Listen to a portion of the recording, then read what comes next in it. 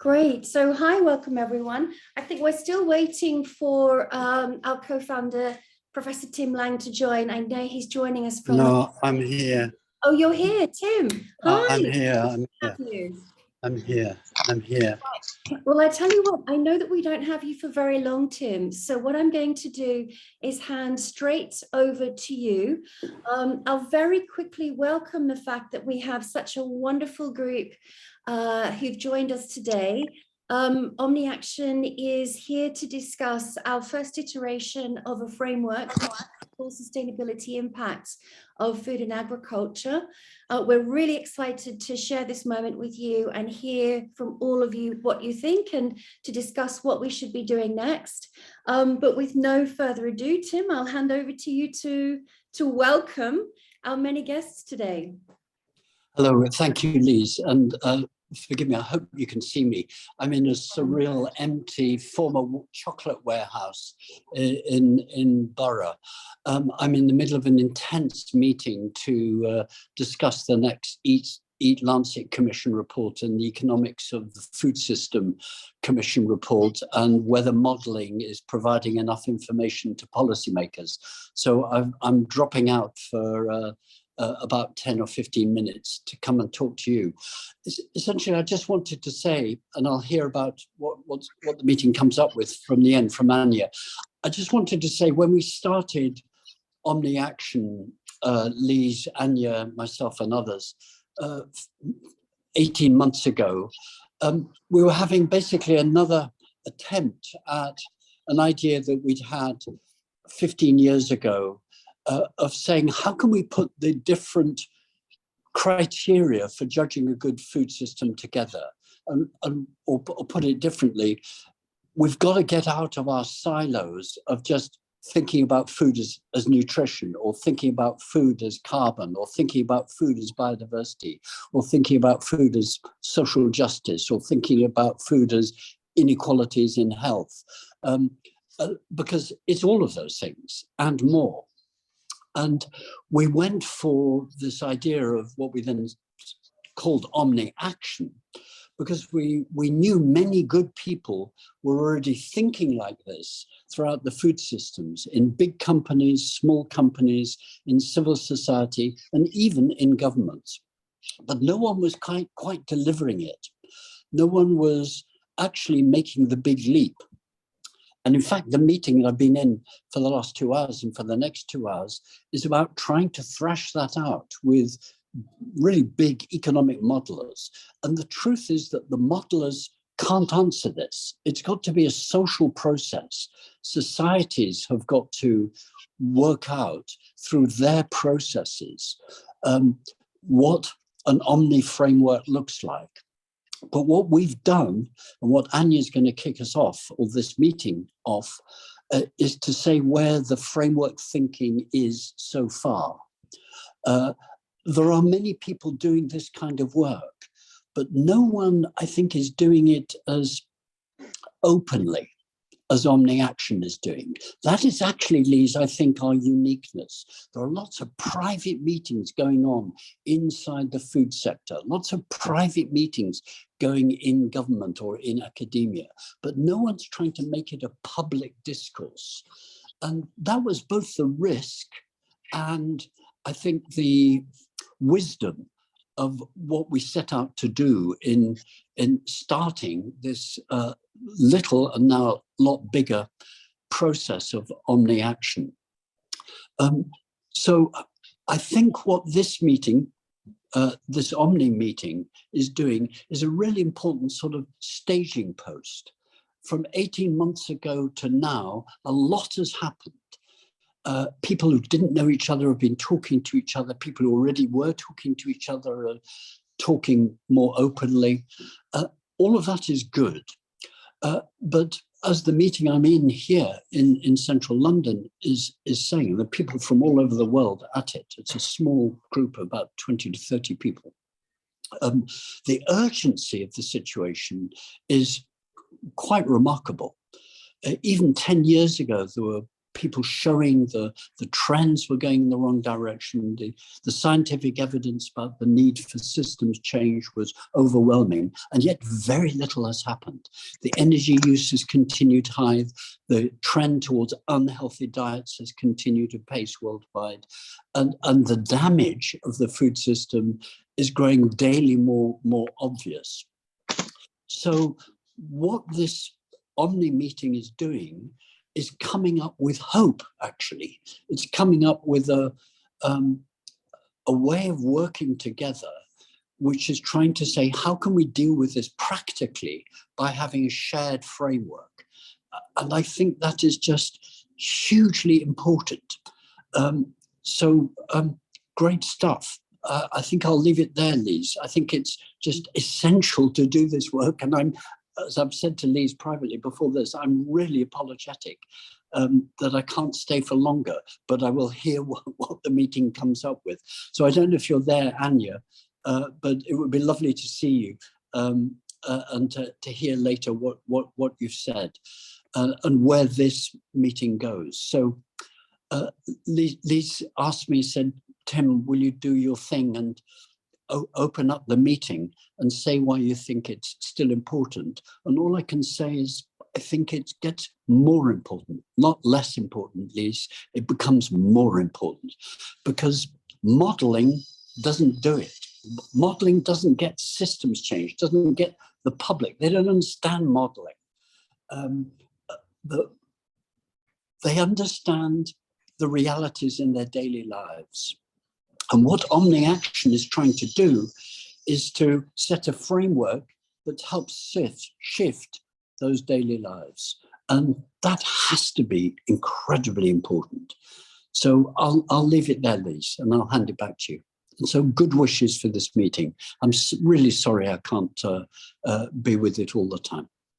Lise. Great, thank you. Thanks so very much, Tim. It's lovely to have that introduction from you. And I think, yes, our key message back to the EAT Foundation is that they should be putting us to work in the support of bringing product level primary data into their decision-making processes. And I think with access to the right data, that's what we're convinced we'll be able to, that's how we're convinced we'll be able to make food systems transformation happen at an urgent pace.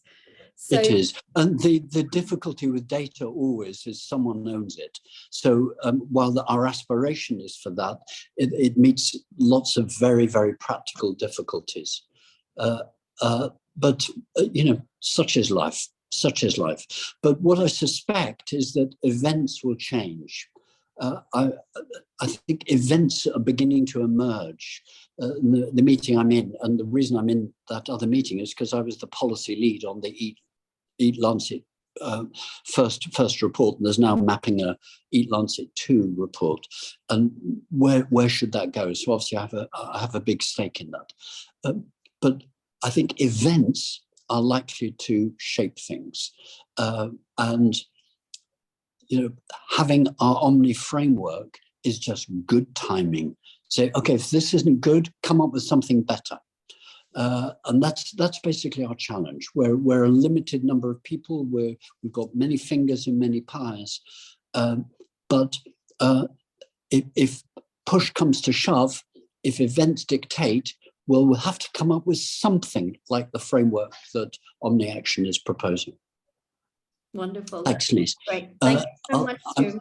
I'm going to have to back off because I'm in the middle of an argument downstairs. But a good argument, a very friendly argument. Okay. Yeah, bye-bye. Okay, ding dong. We'll let you go. Thanks so much, Tim. And I'll hand straight over to you, Anya, if you'd like to, you may like to share your screen, actually. I've made you the co-host, so we could kick off, I think, with a look at our environment category, please. Fantastic. Yeah, thanks so much. And thanks, Tim, as well. Great opening. Let's have a look. Let me know when you all can see that. Technology working? Yeah, we can see it. It's working great. Fantastic. Yeah, so following on from what Tim said, just wanted to take us through a look at where the indicators are so far, and the process that's been involved in bringing those together. And specifically, I'll be looking at the environmental indicators, and then I'll pass back to Lise to share a bit more about the other frameworks. But probably, yeah, one of the most important questions before we get into the details is to really just think about that question of why another list of metrics. And this is a question that we get asked quite a lot. And I thought it was worth taking a bit of time to, yeah, kind of reiterate some of the things that Tim was saying. I think that Omni, yeah, for me and many others, has been quite a unique perspective on food system impacts. Firstly, because it is crowdsourced and open access. So far, we've brought in hundreds of opinions from different actors and stakeholders across the food system, everyone from, yeah, policymakers to activists to your everyday consumer. And I think having this open access is also a really valuable tool because it allows people to see the development over time. And I definitely agree with Tim that although this is happening in quite a lot of different locations, quite a lot of those are in a black box or behind closed doors. So we know that governments and kind of different organizations are working on this, but it's really, really hard to get a sense of the direction that they're traveling in and how far that's going to go.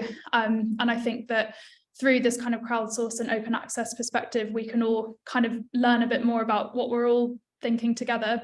And that's a really useful process for everyone to go through. The second part that I think is viable is about this bigger picture. So really taking a true kind of systems thinking approach and casting the net as wide as possible to start with. And then obviously not just thinking about siloed sections of food metrics like environment, nutrition, land rights and labour rights, but really from the outset trying to think about what our kind of North Star and ideal picture would look like. And then the third part, rather than creating kind of another list of metrics, I think that it is, yeah, important to, I guess, yeah, reiterate that this isn't about kind of recreating a new methodology or, creating an entire kind of new data sets. It's about taking the best of what's already out there and bringing that all together rather than starting new things from scratch. But with all of that in mind, so taking a look at the environmental indicators, through this crowdsourced and open access approach, we've had 20 different categories be put forward. So that's everything from climate change to land use to biodiversity, deforestation, plastic, a lot of the kind of usual suspects that you'd expect. But again, just I think still really valuable to see all of those actually in one place and kind of hear no one say that they think there's something kind of major missing from that list. We've looked across 18 different reference methodologies, and I'll share a bit more about which of those have kind of become more consolidated over time. Probably quite a key question from getting 20 different categories is, as Tim says, well, how do you translate that into something that, at the next step becomes easier to communicate to people? And obviously you'd need to weight those indicators to determine which ones are going to go into some kind of score.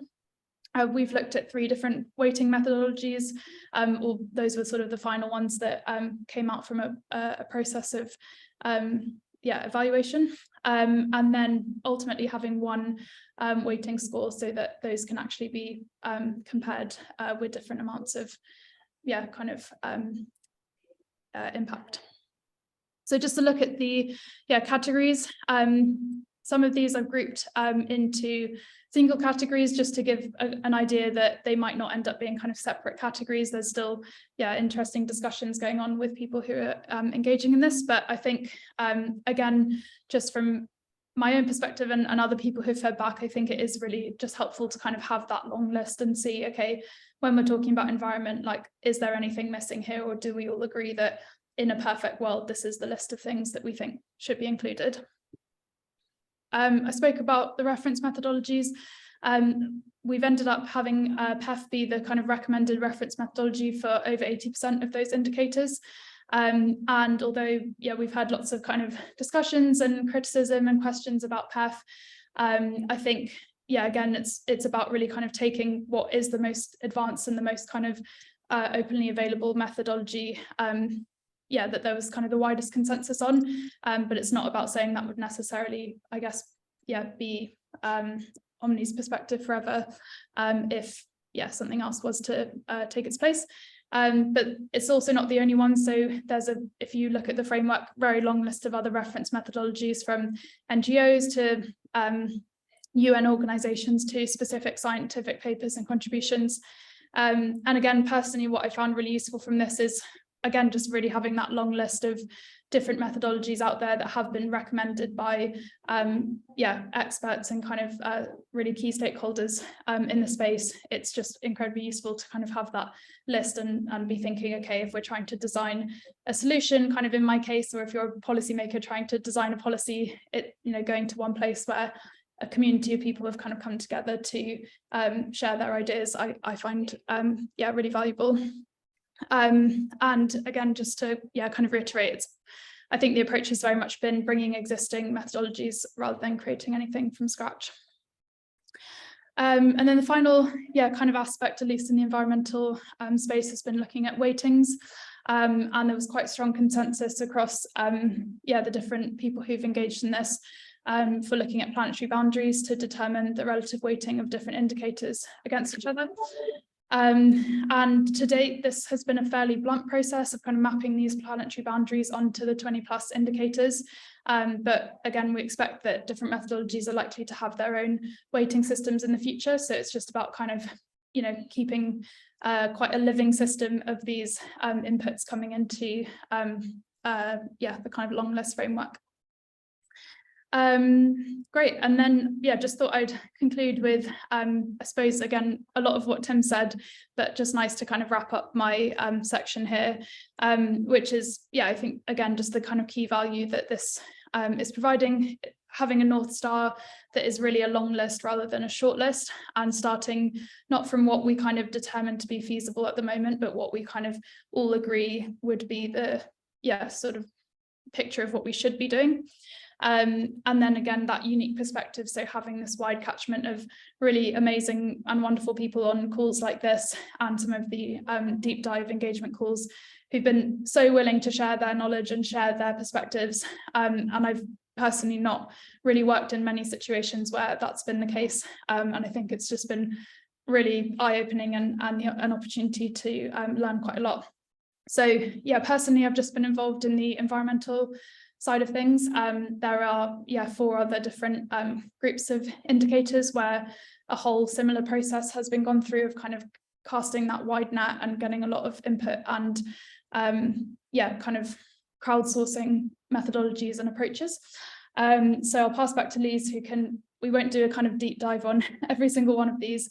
But one other thing to wrap up is that, at least from my perspective, I think this is still very open discussion. None of this has been kind of totally like firmed up, or it's not going to go to some kind of stonemason to sort of etch into the ground. And I think it's very much one of those processes where we'll all get out what we all put in. So as much as people are willing to share and contribute and challenge what's been put there, it's, in my opinion, a kind of great resource to have that sort of hive mind thinking that, as far as I know, isn't happening in such an open and collaborative way anywhere else. So thanks a lot. Brilliant. Thank you so much, Anya. We already have a message in the chat. It's from Adam Janovsky. Adam, would you like to just leap in actually and share that thought with the group? It could be a good point for us to just open to discussion briefly before moving on, actually.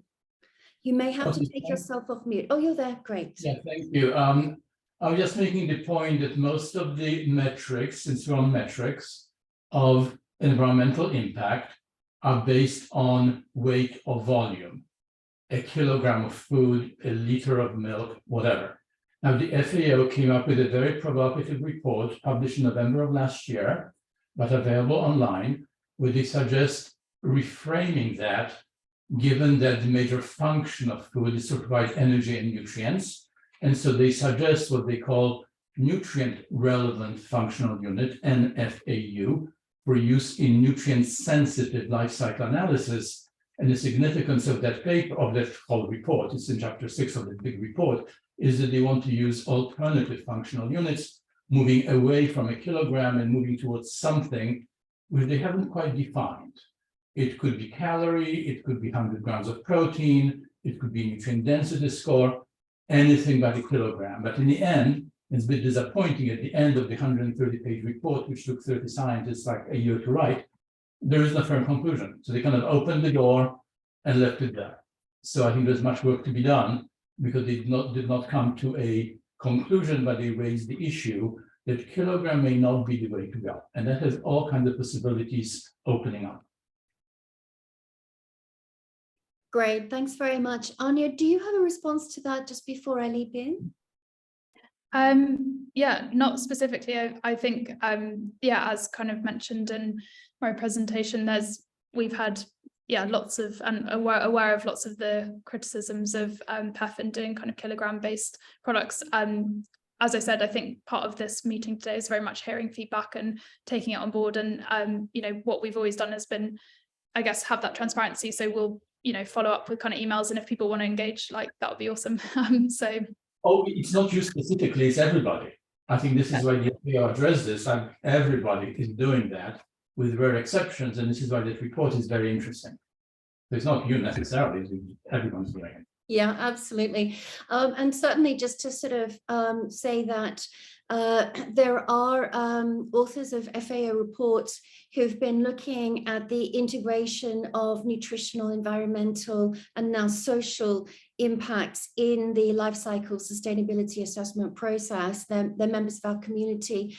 And we've been working with them so that what is possible, if somebody was to commission this work tomorrow, we would be applying that FAO guidance to life cycle sustainability assessments, ensuring that all three sets of impacts are being addressed on a product level. So the thing to remember about our approach and our framework is that it's about bringing product level primary data into decision making throughout the food system, just in case that helps. And we've got another query here regarding, curious to hear more about biodiversity metrics that have been selected. That's from Joanna. Would you like to just share that with the group, and we'll see if there's an immediate response. And I'm just sort of joining this process for the first time. So my comment was really around the biodiversity metrics that have been selected, and to understand whether within this group there's been a conversation around how we can ensure that product labelling drives food systems transformation that is kind of nature positive and that doesn't result in increasing intensification of production, which, as I understand it, is a risk with solely LCA-based approaches at this point in time. Thanks.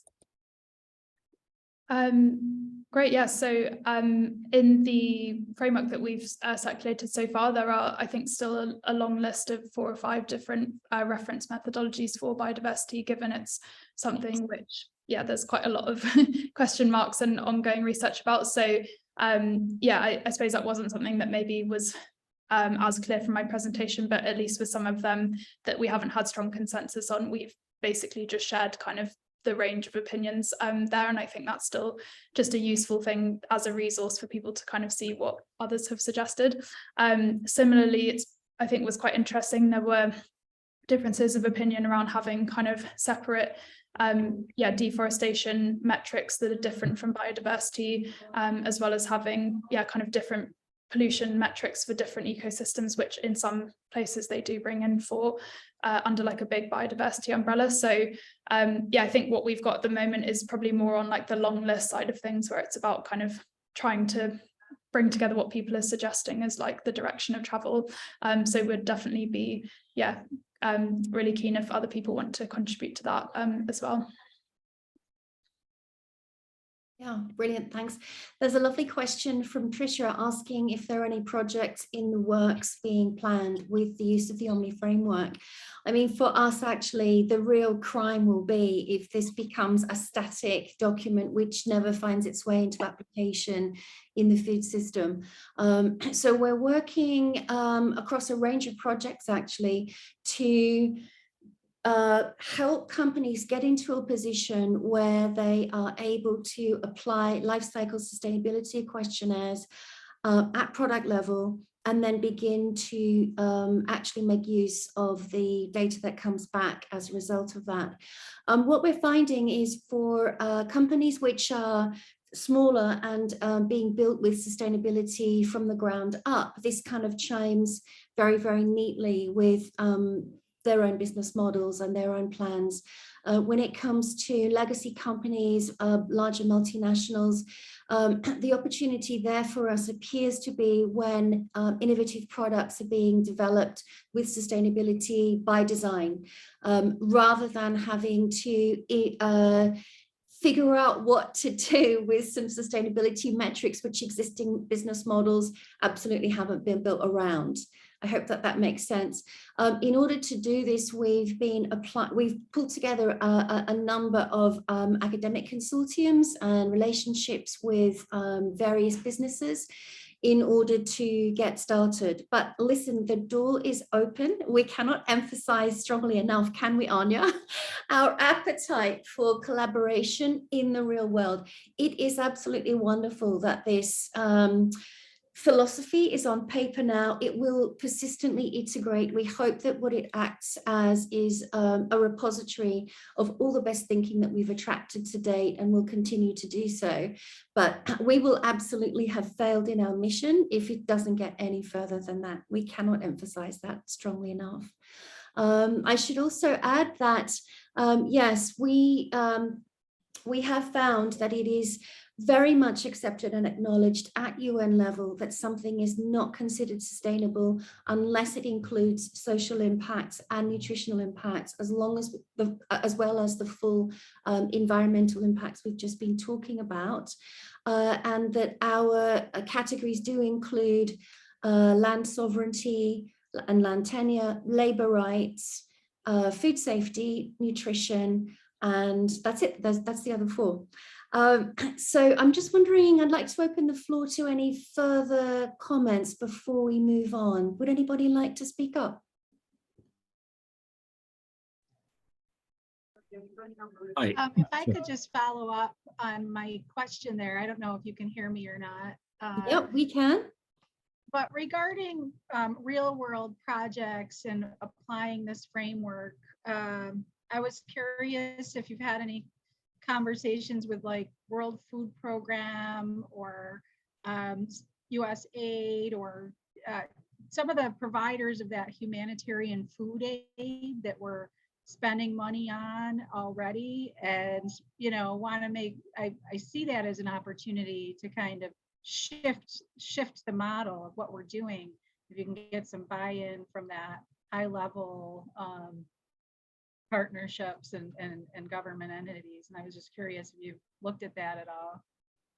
Yeah, we have. So one of the outcomes of applying this approach will be that externalities will become apparent and will suddenly be audited for the first time. So that has lots of positive implications when it comes to paying farmers a fair price, for example, and ensuring that fair wages are being paid. So we are pulling together projects which in an ideal world will include USAID and will be about actually applying best practice in throughout supply chains in parts of Africa, for example, and other places. Lise, can I make a quick note? Yeah, hi. How are you doing? Good to see you. Good, great to see you. Ethan Sullivan from How Good here. And just Trisha, on your question and the sort of broader uptake, from our position working with many players in the larger food industry, many companies are watching OmniAction and OmniLabel and saying, when is this happening? Will we need to do? So I think that there will be significant practical application as soon as there's something live and out there. I think many companies will be working to trial their products in it and if applicable, be putting it out into the world. So that's what we're hearing from the food industry side. I love to hear that. That's great news. Thank you, Ethan. They need to knock on our door and tell us that to our faces. We'd love to hear that. So there is a document which I'm sure everybody read thoroughly. There will not be a test following this meeting, which runs through how to apply the framework. But I mean, the basic approach is that we apply UN standard life cycle sustainability assessments, and we support companies in amending operations if need be as a result of that. Part of the process, as we've been sort of catalyzing the thinking around all of this, is going to involve the ability, I mean, I think first of all, to do a gap analysis so that a company is able to decide where its strengths are and decide which of these categories and indicators it wants to go after first. As you can all see, this is a very complete list, and we would never imagine that all of them would be adopted in one go. Having done that, as I said, we then apply the life cycle sustainability analysis to those which are considered fulsome enough, but appropriate. And then we imagine that a lot of companies will find that they're not getting scores that they're particularly happy to communicate to consumers in the first instance, but that this will be an opportunity for them to do lots of operational decision making, possibly have a look at reformulation, have a look at reappraising some supplier relationships. So it becomes the beginning of a conversation as a company iterates toward more sustainable practices. And when I describe that approach, that is really more from the perspective of the legacy company. Anya can speak actually very strongly about those companies she already supports with Foodsteps, who are actually putting sustainability at the heart of what they do. So it's a much more simple and straightforward process for those companies. Yeah, I think that's a really important thing to remember, though, which is that we are not in the business of naming and shaming at all. We are in the business of applying, for the very, very first time, primary data to decision making. So that will have implications which will have to be kept confidential, we imagine, for some time before a company is actually ready to communicate that on a label. One of the other conversations we seem to be having a lot is the fact that as long as this harmonized and unified approach to what constitutes sustainability is in place, it means that we can now ask the correct questions of the data. And again, drawing those data sets into supply chain decision making means that you can run any algorithm across it. So of course you could be an investment institution that's more concerned about nutrition and health impacts, what that might mean for policy, and you'll be able to run your algorithm across the data sets that the OmniAction approach would provide and ignore the other stuff that you're not going to worry about that day. So that's just another way of understanding the benefits of this approach. When we're working on a one-to-one basis with a company, there are lots of other important support networks that we can bring into play on behalf of that company. So we partner, for example, one of our really important partners is the World Benchmarking Alliance, which relies on publicly disclosed information for its benchmarking reports. Now, if you're too small a company to be in scope for the World Benchmarking Alliance, you're still able to compare your outcomes to those of other more famous brands. If you are in scope, we can help you make sure that the World Benchmarking Alliance finds your fantastic new documentation about your improvements and that they therefore get recorded and you achieve the credit that you would then, very rightly deserve as a result of the work that you've been doing. Jen, Jen Yates, there's a message in here from you. Would you like to join us as well? Sure, I will stay off video. I'm just recovering from COVID here. So as a byproduct of going to the COP meeting. So no, I was just responding to the question about whether we are partnering with the World Food Program, and I am aware that so I just to say I'm with the True Cost Accounting Accelerator, and we are sort of connecting and trying to provide some of the awareness between initiatives. So, really happy to be part of this conversation and be able to have some higher level view about how it's similar and different to other initiatives that are already out there. So I just am aware of the World Food Program working with, I believe, Rockefeller and some others in Africa and in India, using the true cost accounting framework that was developed by the UN, the TEEB agri-food framework that was published in 2018, that is sort of serving as the foundation for a number of the projects that are happening on multi-capital impact assessment around the globe. And you know, working off of the principles from that framework, which really has, you know, similar to your framework, 4 different pillars looking at environmental, social,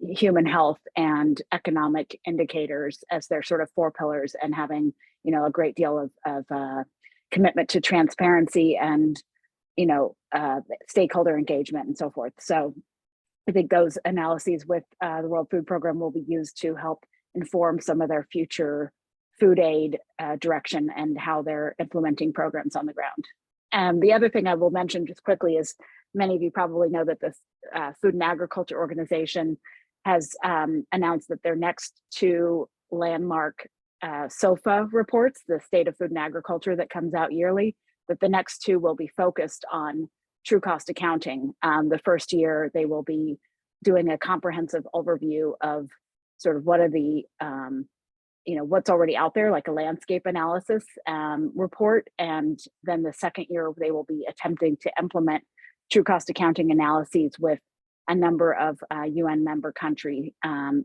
publishing the results from that. So it's a very ambitious project that we've been happy to be somewhat involved with and advising on.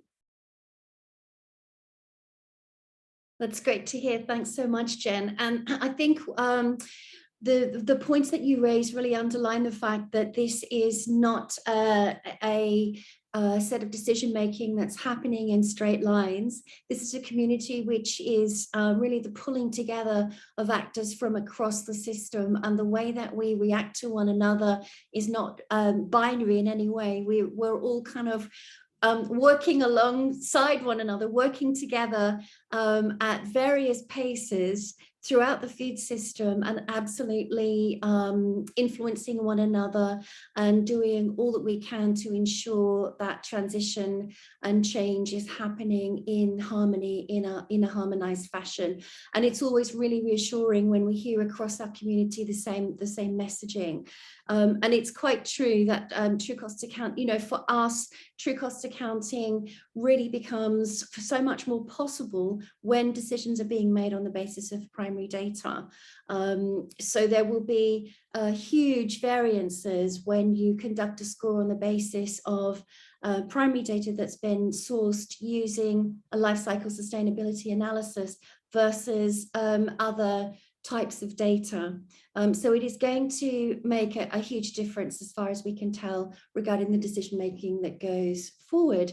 And Ethan's another fantastic example of someone whose data sets will be called on from time to time by our own LCA practitioners. And then, of course, we hope that you'll become a repository for fresh data as it comes online. And Ethan, you're better able to explain this than me, but the fact is that with data going in, data going out from repositories such as yours, the other thing that you're able to do is apply algorithms over the top. So the other thing for us to remember is, of course, data itself is neutral, and what's going to be important is being able to make something of it once we have access to it. I don't know if you'd like to speak to that a little bit, Ethan. Sure, I can speak briefly to it, both that, you know, HowGood has developed this massive database over the last 15 years, but most of it is secondary data. It's from public sources, it's from private sources. There's 33,000 ingredients in the database. And that data can be used according to different systems to generate the final score. So there's EcoScore out there, we can calculate an EcoScore. There's a HowGood rating that we made that's used in the US, we can calculate that score. We can use the underlying data to calculate whatever it is, including the Omni score when it becomes available.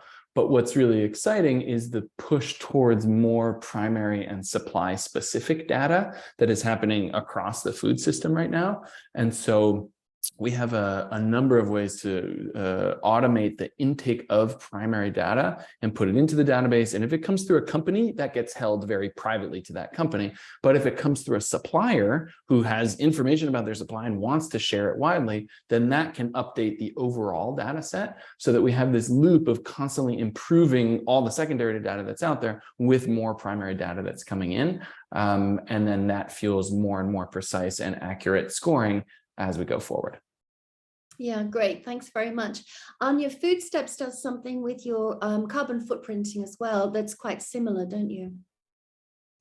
Yeah, so also, yeah, looking at how we can scale up life cycle assessments and moving away from, yeah, just kind of secondary data, and yeah, that push kind of across the industry to actually gather data from the supply side. So yeah, in terms of kind of, I guess, testing, yeah, the Omni framework, I think, yeah, we're really looking forward to being able to kind of pilot some of the metrics and yeah, see kind of how it would be implemented in real life. And you know, all these things are definitely going to be a process and kind of finding the right partners and whatnot, but we're very much on that journey at the moment. So it would be great to report back to the whole group of how things like this go. Brilliant, thanks. Matthew, would you like to leap in? Matthew Thompson, I can see you've just added something to the chat. Come and tell us all. No, sorry about my terrible lighting. I can't seem to. I have actually got a face, but I don't know if you can see it. I just look white on my screen. Anyway, congratulations on the work. Recently I've been having a conversation with my teenage boys about the fact that the various global experts say that the daily adult requirement is for 51 grams of protein, which is basically what they might drop in a morning snack. You know, we're as a family trying to think about doing the right thing, probably eating 3 or 4, maybe 5 times more than what the global experts seem to be prescribing. So regardless of the accuracy which you're all in pursuing, and I'm a big believer in that. I convene a local sustainable food Cornwall and various local food co-ops and things like that. That's what I do down here in Cornwall. But my question is, I heard the urgency in Tim's voice, and I get we're going to go through 2 years of TCA reviews, and we'll hopefully, you know, the Omni framework will come in, and the way the institutions work, we'll end up with some strong consensus and so on. But the pace of change obviously feels like it needs to be a little bit quicker. And if we know roughly already that whatever Eat Lancet said, is it 51 grams, is it 114 grams, but either way, dramatically less than people are currently consuming, then isn't there a need to sort of somehow raise a bit of an alarm now and crack on into that behaviorally and so on? And so then that made me ask the question when I put in the chat, which is what kind of risk register have you got over the whole project? Because I would see there'll be various risks about data points and confidence intervals and data sources and, you know, the quality of the work that's going on. But there's some meta risks here that if we carry on chasing perfection, we're going to miss the boat in terms of actually cracking on and getting stuck into arguments. Sorry for the long wobbly question. Not at all. Yeah, it's a good prompt actually to remind the group that a lot of the community members who've really driven the sense of urgency for change and the approach that we've taken is we don't kick the can down the road anymore. We go with what we have. We're honest and transparent about that, and we continue to iterate, which is why conversations like this happen, which is why as a result of conversations today, the framework could look a bit different tomorrow. And in its application, we build in iteration. So these data sets won't be much good if they're not consistently updated when necessary. That has to be part of the process. I think we were developed in response to a sense of urgency. And in terms of the risk register around the types of data sets, I think that Anya might have more to say on this than myself, but essentially the point about equity for us is to open the door and allow anyone. So we've got some brilliant minds on this call. I won't embarrass people, including yourself, of course, Matthew. But we open the door to anyone to contribute. Everybody has a voice, which is important in this. And by making sure that all voices are reflected, I think that that's how we address risk. We make sure that the voices of everybody, and when we're all consumers, we all eat. And that makes it real. And as long as we're honest about what it is we're reporting, how it is we got to a number or to a metric, then I think that reduces risk. I don't know, Anya, if you would take a different view. No, I think probably, yeah, for me, obviously, yeah, definitely agree, Matthew, with kind of risks involved. I think, yeah, I would probably say transparency for me is the number one like mitigator for that. I think as long as there's that paper trail, and I think even on kind of OmniAction website so far, we can see the different kind of stages that things have gone through, and there's always been like a open kind of paper trail for how that's got to where it is. And I think quite often that's not the case when things like come out of a bit of a black hole. No one really knows how they got there. Yeah, and I think the key point for us is that we responded to a vacuum around what the agreed approach or metric should be. You know, when you are allowed to decide for yourself what sustainability is, when many of our community members who actually are LCA practitioners are being directed to remove certain steps in a life cycle assessment in order to achieve a better score, we kind of, you know, the risk is on the table here, and what we're doing is setting ourselves up as a North Star, so that when you're in a situation where you're being directed to do something which could translate as greenwashing or social washing, you're able to point to this framework and say, well, there is this thing that's best practice, there is a North Star. If we're not doing it today because regulation doesn't demand it of us, we need to be aware of what the best thing to do would be or will be when we decide to make that point. And it's worth remembering that we do engage with policy and regulation as it comes online. So we make the framework known whenever feedback is being called for at EU, UK or US level. Those are the three sets of regulations that we've responded to so far, and that we do seek to work with policymakers to support them, because they have a really, really difficult time when it comes to policy making, decision making instruments, and having to apply those instruments again without access to credible primary data, which is really, really meaningful. Right, we're 10 minutes away from closing this call, and we have so much more that we should have spoken about, but I think it's really important to invite any other comment really before we close out. In terms of where we are with the documentation itself, it's of course all online and you've all got access to it. But I wonder if there's anything more people wanted to share and discuss around how we got it looking the way it does. I wonder, Stacia, are you on the call? I know that you had some thoughts, but you may not have been able to join us. Stacia's at Nottingham. No, they may be striking today. Was there anyone else who wanted to make, Ethan, your hand's up. I just wanted to ask a question, which is, what are the next steps to move from the excellent expansive research and many indicators towards the MVP version that we can all start getting our hands dirty with? Yeah. That is really on a case-by-case basis. So I don't think we're ever going to be in a situation where we just hand over a questionnaire, a really basic questionnaire, and say, away you go, you guys figure this out for yourself. The way that we've written up the how to apply this framework document, I think sort of covers off the step-by-step process, which we think will really depend on what the product is, where the company is in its appetite for sustainability, how quickly it wants to communicate to consumers, and whether that's even a consideration. We think that actually a lot of this is going to be around actually initially companies having a look at the score quietly internally, and then building new operations around what they find. So we would come in, I would also say, and Anya would kick me under the table if I don't make this clear, we're very affordable. I don't know what you guys are getting quoted for life cycle sustainability assessments, but we can do it at a really affordable price. It's just really, really important for us to get in, to meet you where you are, to meet the client where they are within whatever their need might be at this given time, and get started.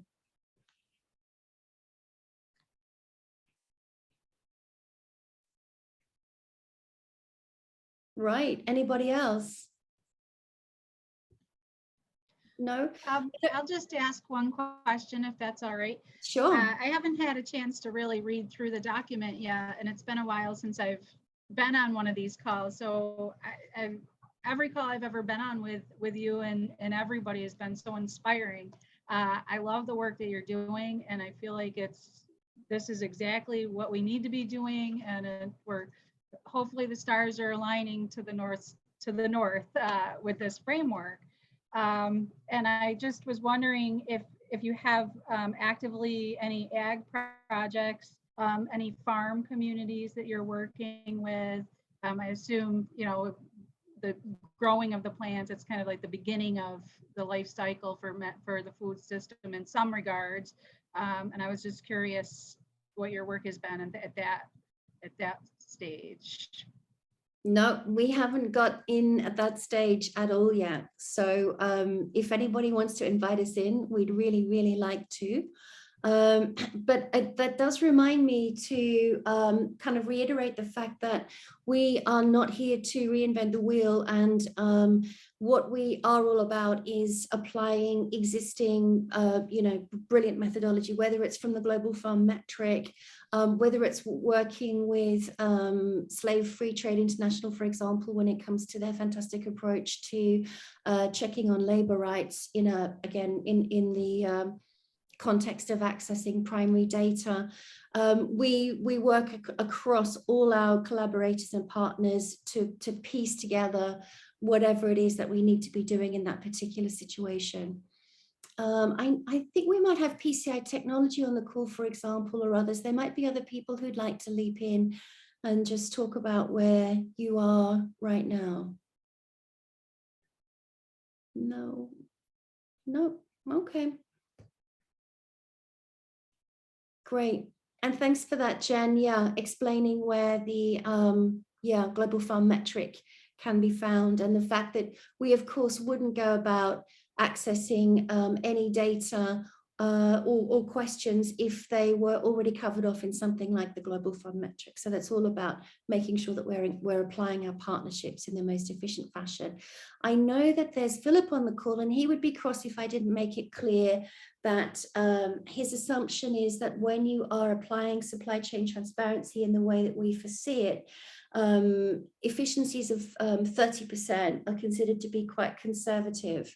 So that this should really, sustainability absolutely should be really, really good for business and saving companies money, as well as obviously keeping customers happy and loyal, and ensuring that they continue returning to you. Okay, great. Well, I think that's been a wonderful discussion. It's been wonderful to have everybody here. Once again, I'm just wondering if anybody would like to have the final word before we say thanks very much and close out, and we'll invite you all back to the next one. And do make sure that you come back to us with any projects you may have in mind in which we could begin to apply this framework. Anything else from anyone? No? Great. Okay. Well, I think with that, I'll leave it to say thanks so much, Anya, for your presentation and your support.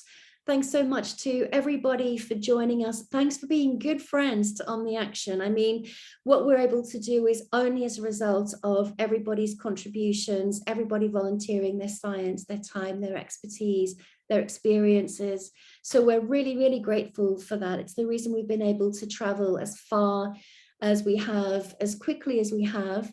And we're already at a group of, there's already 600 of us around the world, all working at various parts of the supply chain. So thank you so much to all of you for all your help along the way. All right, brilliant. Well, listen, thanks so much, everybody, and we'll be in touch again soon. Thank you. Bye-bye. Thanks, everyone. Bye. Bye.